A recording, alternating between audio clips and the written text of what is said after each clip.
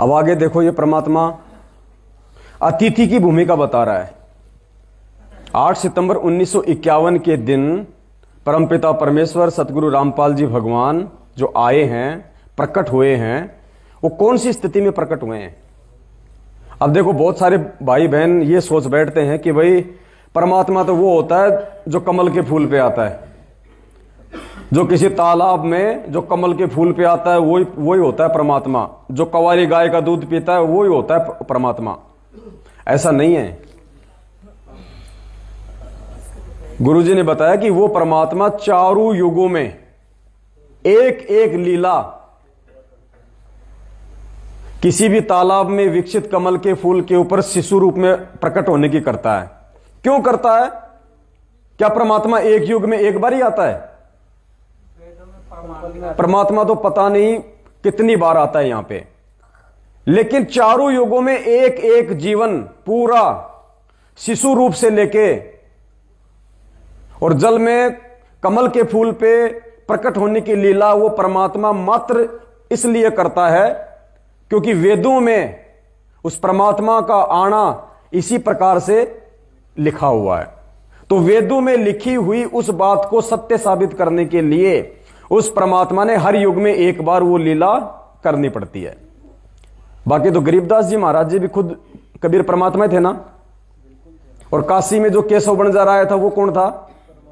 तो क्या कमल के फूल आया था, बैल पे बैठ के आया था?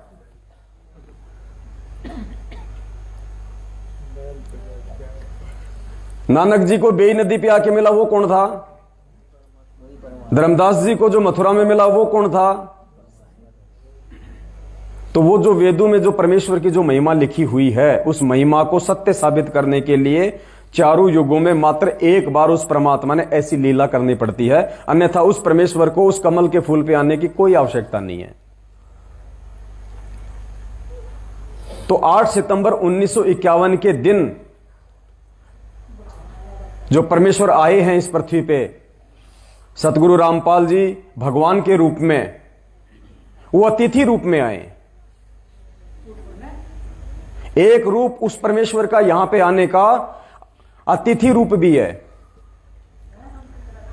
और पुण्यात्माओं, ये परमात्मा थोड़ा सा जगह छोड़ के चलता है, और वो जगह केवल इसलिए छोड़ता है कि उन्होंने यहां आके हमें जो ज्ञान दिया है ना, ये रातों को जाग जाग के, उस ज्ञान आधार से हम उस परमेश्वर की पहचान करें और हम उस खाई को भर दें हम। अब परमेश्वर की वाणी है, जब आवे 5505 तब ये वचन मेरा होगा साचा। तो बहुत सारे भक्तों ने क्या सोच लिया कि उस परमात्मा ने तो 1997 में आना है। 5000 और 500 जब कलयुग बीत जाए, महापुरुष फरमान तब जग तारन को। और गुरुजी ने क्या बताया एक भगत की भूमिका में कि वो 5505 वर्ष 1997 में पूरे होते हैं।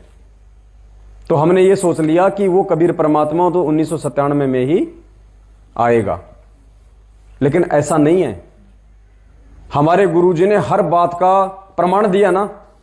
कोई भी बात यदि हमें उन्होंने बताई है, चाहे ब्रह्मा विष्णु महेश जी की, चाहे जन्म और मृत्यु से लेके हो, चाहे कोई भी चीज हो, तो गुरुजी ने सबसे पहले उसके हमारे को प्रमाण दिखाए ना। एक चीज का कोई प्रमाण नहीं मिलेगा आपको, कहीं ढूंढ लेना। गुरुजी ने क्या कहा कि मार्च 1997 में दिन के 10 बजे कबीर परमात्मा मुझे आके मिले। कहा ना गुरुजी ने। क्या है कोई इसका कोई प्रमाण सिवाय अपने गुरुदेव के मुख कमल से बोलने के अलावा? बता दो कोई प्रमाण है तो। गीता जी में लिखा हो कि भाई वो 10 बजे आके मिलेगा उनको, वेदों में लिखा हो, जबकि अपने गुरुजी बिना प्रमाण के कोई बात। लेकिन इस बात का आपको दुनिया में कहीं कोई प्रमाण नहीं मिलेगा सिवाय अपने गुरुदेव के ऊपर विश्वास करने के।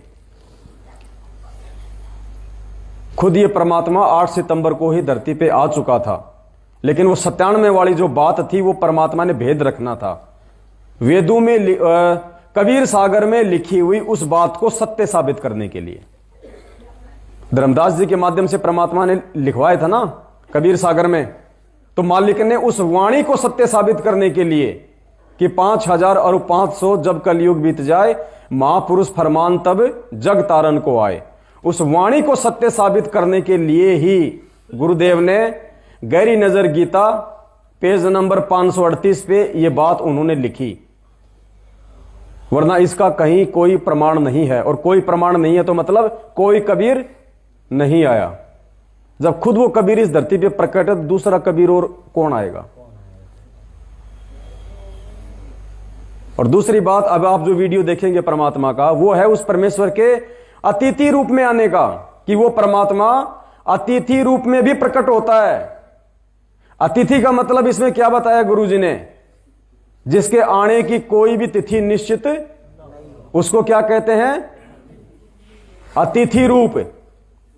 जबकि 1997 में तो तिथि हो गई। 1997 में परमात्मा आएगा, ये तो 650 साल पहले कबीर सागर में लिख दिया गया था ना। वो तो पहले लिख दिया गया था। वो तो सबको पता था कि जब आवेगा 5505 तब ये वचन मेरा होगा साचा, महापुरुष फरमान तब जग तारन को आए, 5000 और 500 जब कलयुग बीत जाए। तो ये जो ये तिथि थी, ये तो पहले से ये तो निश्चित हो गई थी। तो वो परमेश्वर 1997 में नहीं, बल्कि 8 सितंबर 1951 में ही आ गया था। इसलिए परमात्मा ने ये अपने सत्संग में जिक्र किया है, अतिथि रूप वाला। अब 8 सितंबर 1951 का आएगा, इसकी कोई तिथि थी क्या पहले? किसी को बता रखा था क्या? कहीं कोई लिखा हुआ था क्या? तो ये सत्संग 8 सितंबर 1951 के दिन बैठेगा।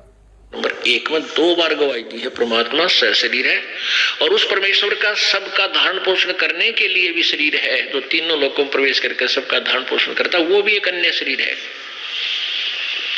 और वो अतिथि रूप में आता है, कुछ दिन मेहमान रूप में यहाँ रहकर अपने तत्व ज्ञान का प्रचार करके फिर प्रस्थान कर जाता है। अतिथि उसको कहते हैं जिसके आने की